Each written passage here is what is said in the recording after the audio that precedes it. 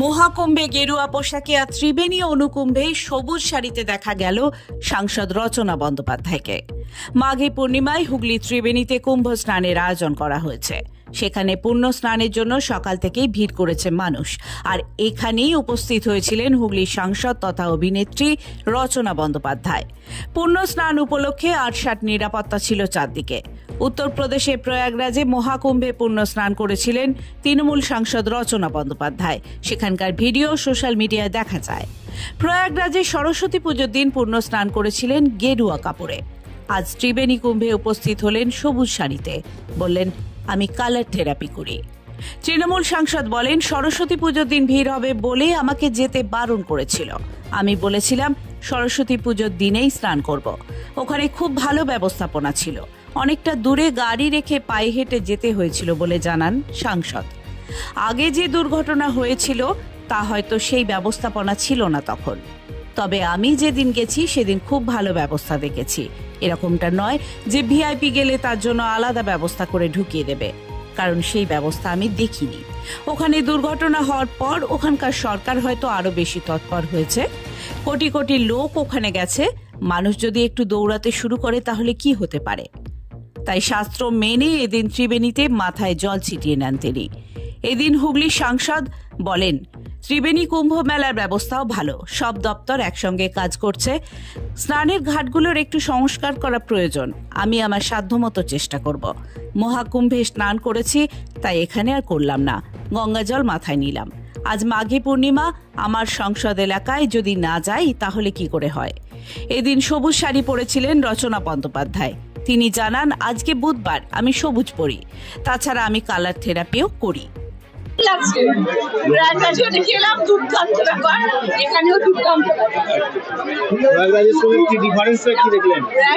সারা ভারতবর্ষের মানুষ সেখানে উপস্থিত হয়েছে, বিদেশ থেকে মানুষ উপস্থিত হয়েছে। আমাদের জেলার মানুষের যে এত ভালোবাসা, ঠাকুরের প্রতি ভক্তি এবং এই কুম্ভস্থানের জন্য তারা যে এত আগ্রহী, এইটা থেকে সবথেকে ভালো লাগছে। এত সুন্দরভাবে আয়োজন করা হয়েছে, সুন্দরভাবে রাস্তা তৈরি করা হয়েছে, মানুষদের জন্য জামা কাপড় চেঞ্জ করার জায়গা করা হয়েছে। সব মানুষ সুন্দরভাবে রয়েছে, প্রত্যেকটি মানুষকে জল দেওয়া হচ্ছে। ব্যবস্থাপনা অসাধারণ। আর বিভিন্ন সংস্করণ নিশ্চয়ই হওয়া দরকার এবং সেই নিয়ে লড়াই করেছি। সেই নিয়ে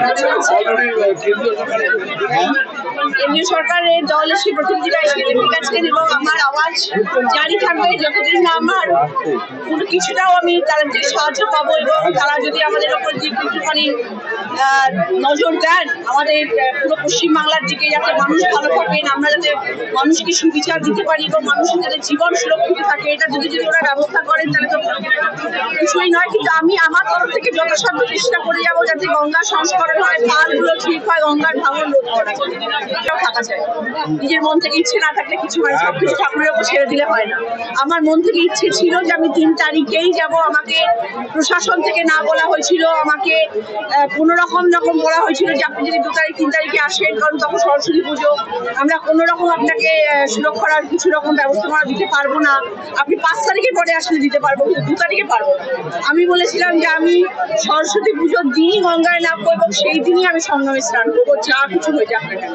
হয়তো তার জন্য আমি অনেক জায়গায় যেতে পারিনি, কারণ প্রচুর হাঁটতে হতো। আমি কেন বলেছিলাম ভালো ব্যবস্থাপনা, কারণ আমরা ভিআইপি, আমরা পলিটিশিয়ানস, আমরা আর্টিস্ট হতে পারি, কিন্তু তারা সবার জন্য এক নিয়ম রেখেছিল যে যেখান অব্দি গাড়ি ওইখানেই গাড়ি শেষ, তারপর হাঁটতে হবে। 12 কিলোমিটার হাঁটা ছিল, যার জন্য আমি মেলা প্রাঙ্গণ অব্দি পৌঁছতে পারিনি বা আমি সমুদ্রের আখাড়ায় যেতে পারিনি। কিন্তু আমি ত্রিবেণী অব্দি পৌঁছে আমি গঙ্গা স্নান করতে পেরেছি। তাই জন্য আমি বলেছিলাম যে এরকম নয় যে ভিআইপি আসছে বলে তাদেরকে গাড়ি নিয়ে ঢুকিয়ে দেবে সাধারণ মানুষকে অসুবিধায় ফেলে, সেটা কিন্তু ওখানে কখনো সেই ব্যবস্থা আমি দেখিনি। তো যার জন্য আমি বললাম যে ওইখানকার ব্যবস্থাপনা খুব ভালো ছিল। ডিফারেন্সিয়েট করা হয়নি যে ভিআইপি বলে তাদের জন্য আলাদা ব্যবস্থা, সাধারণ মানুষের জন্য আলাদা ব্যবস্থা, সেটা করা হয়নি।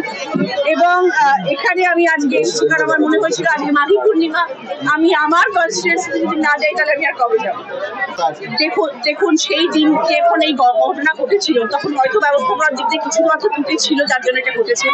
এবং সেটা হওয়ার পরে হয়তো ওখানকার গভর্নমেন্ট আরো বেশি তৎপর হয়ে গেছে, যার জন্য এত নিয়ম কানুন, নিয়মাল বর্তিতা সবকিছু লাগু হয়েছে। হয়তো সেই সময় কিছু একটা ঘাটতি ছিল, কিন্তু আমি সেই সময় মজুদ ছিলাম। দেখেছি আমার সেই সময় মনে হয়েছে ঠিক ছিল, কিন্তু তার আগে হয়তো দেখুন যেখানে কোটি কোটি লোক, আপনারা আজকেও দেখতে পাচ্ছেন কত মানুষের ঢল, এখানে কোটি মানুষ না, এখানে লাখ লাখ মানুষ আছে, হাজারে হাজারে মানুষ রয়েছে।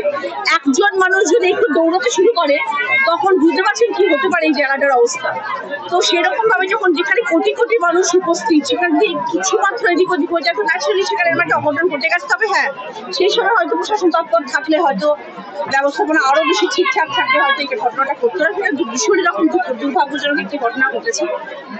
বাট আগামী দিনে আমার মনে হয় তারপর থেকে তারা যথেষ্ট সতর্ক হয়েছে এবং এখন তো ব্যবস্থা করা ঠিক আছে। Bureau report, Hooghly Times.